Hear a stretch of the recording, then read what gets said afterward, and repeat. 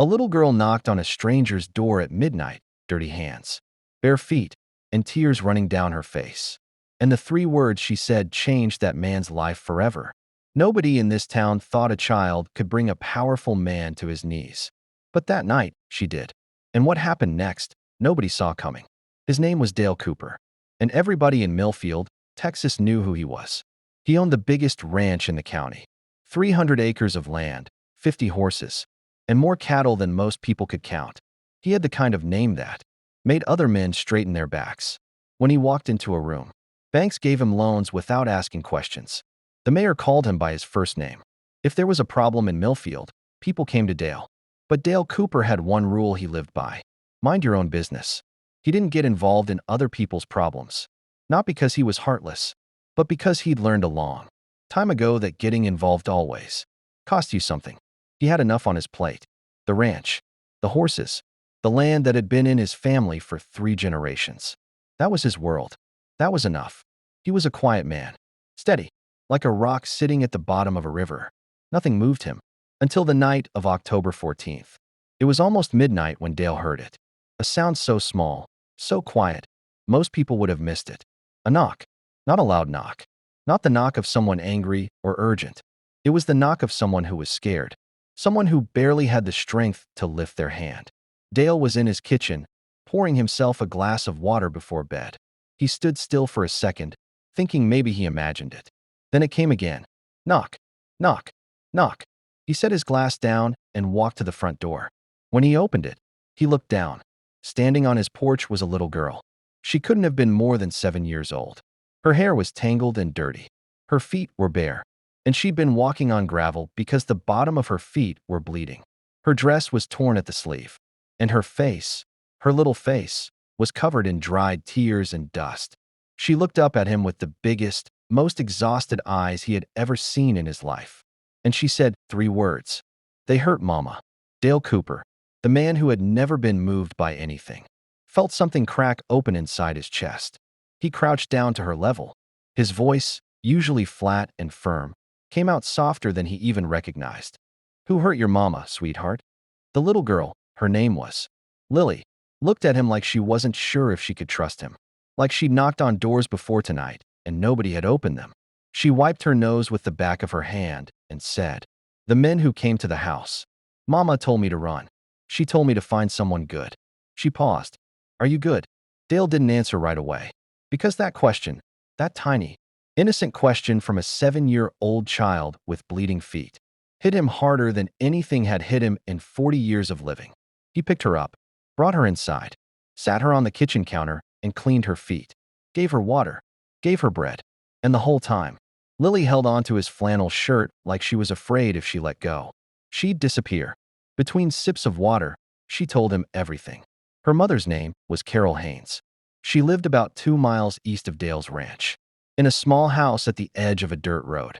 Carol was a single mother. She'd moved to Millfield 3 years ago with Lily, trying to start over after a bad marriage. She worked at the diner on Route 9.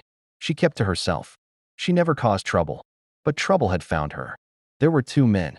Lily didn't know their names, but she knew one of them drove a black truck with a broken tail light.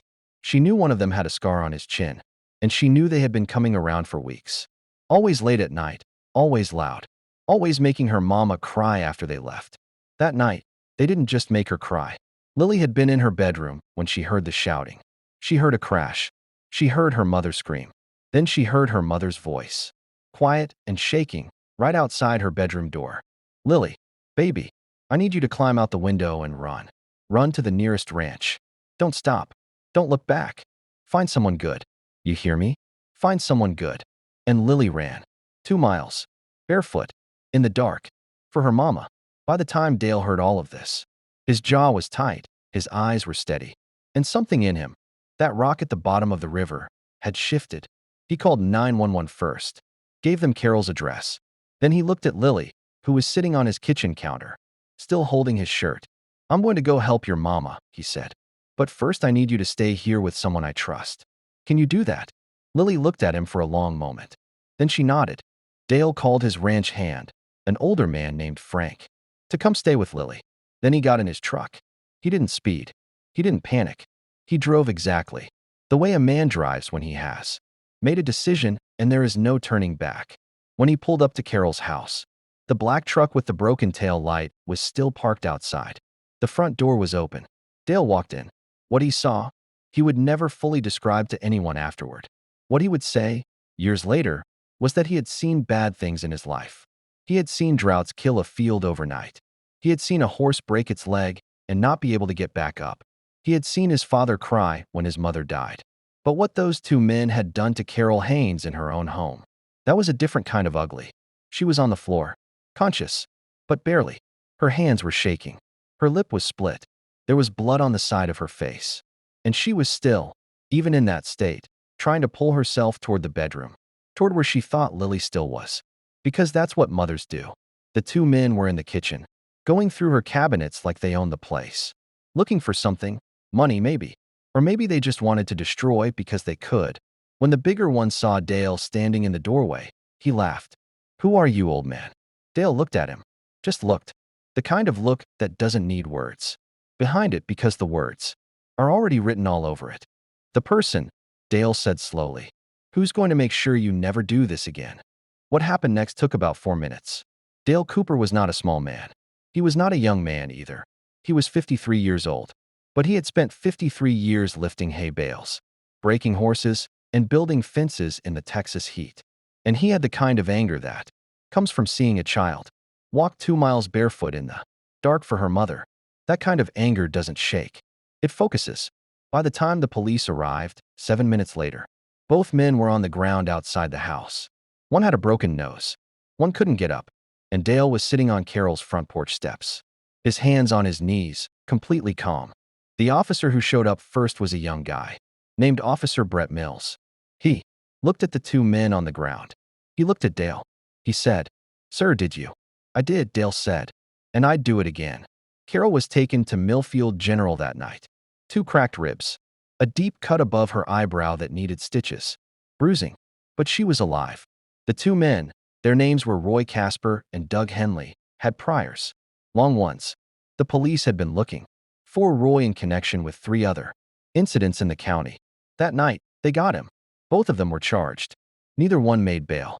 Dale gave his statement at the station, drove home at 3 a.m., and found Lily still awake, sitting at his kitchen table with Frank, who had made her hot chocolate and was letting her draw horses on the back of an old feed receipt.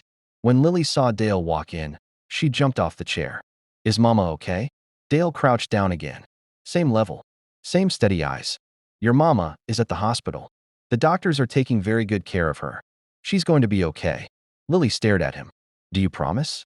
And Dale, a man who never made promises he wasn't sure he could keep, said, "I promise." Lily threw her arms around his neck and held on. And Dale Cooper, the man who had one rule, mind your own business, sat on his kitchen floor at 3 in the morning, with a 7-year-old girl crying into his shoulder. And he let her. Carol was in the hospital for 4 days. Every single one of those days, Dale drove Lily to visit her. He sat in the waiting room while they talked. He brought coffee for the nurses. He didn't make a big deal out of it. He just showed up. On the second day, Carol called him into the room. She looked like she had been through a war because she had bandage above her eye, moving slowly because of her ribs.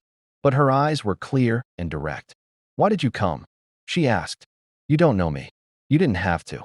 Dale sat in the chair beside her bed. He thought about it for a second. "Your daughter walked 2 miles in the dark with bare feet," he said. "For you. That kind of love doesn't happen by accident. It means you're a good mother. And good people deserve someone to show up for them." Carol looked at him for a long time. Then she said, "She asked if you were good. Before she trusted you." "I know," Dale said. "What did you think when she asked that?" Dale was quiet for a moment. And then, honestly, more honestly than he'd been with anyone in years, he said, I hope I am." Millfield is a small town. Word travels fast. Within a week, everyone knew what had happened. Everyone knew about Lily, about Carol, about Dale, driving out in the middle of the night, and what he found when he got there. Some people called him a hero. Dale hated that word. He didn't think of himself as a hero.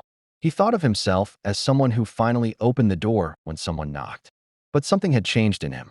That one rule he lived by, mind your own business, he didn't throw it away. But he understood it differently now. Because there's a difference between staying out of drama and looking the other way when someone genuinely needs you.